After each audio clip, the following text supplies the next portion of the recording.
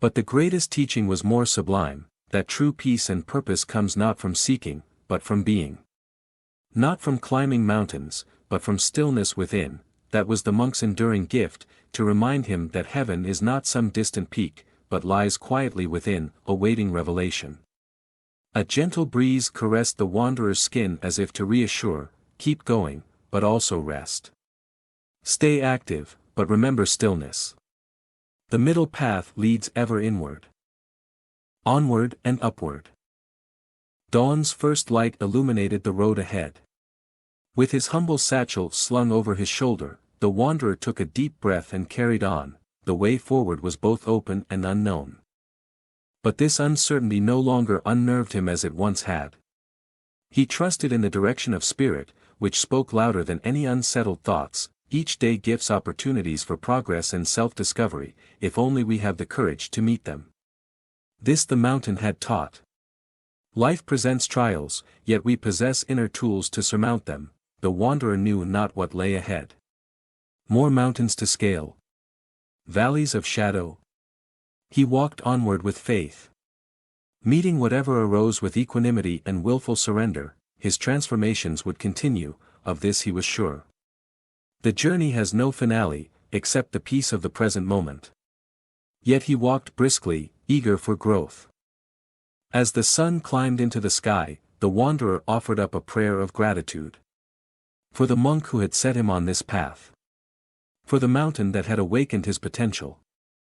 And for the journey still unfolding, one step at a time, onward and upward he moved, led on by that quiet, sure voice of spirit glowing steadily within. His closing horizon brimmed with possibility. What vistas lay ahead, he could only imagine. Seedlings of change. The wanderer continued on his way, crossing misty meadows and streams that babbled brightly.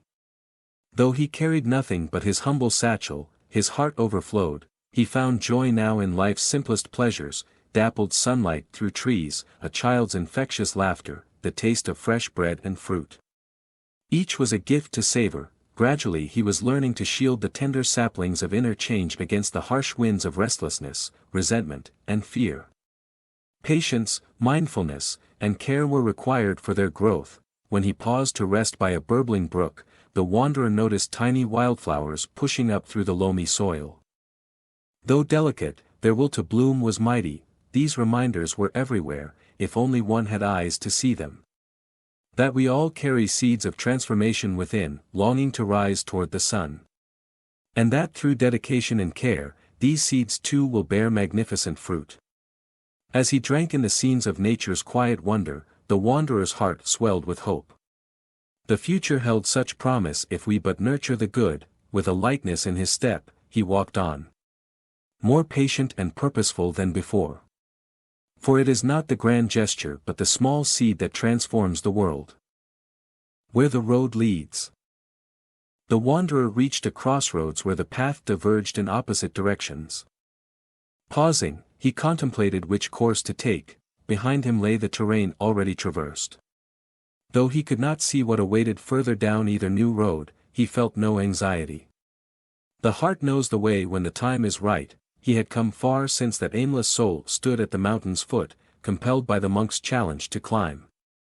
Now he understood, the journey itself is the destination. In the stillness beyond thought, the quiet voice of wisdom whispered, do not focus on the end, but on each step.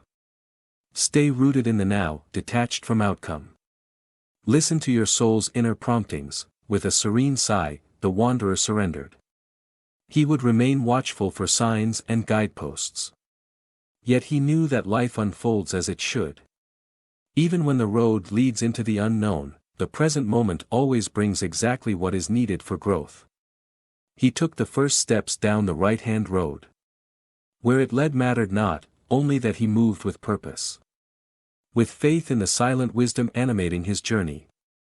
The wanderer smiled, feeling life's perfection.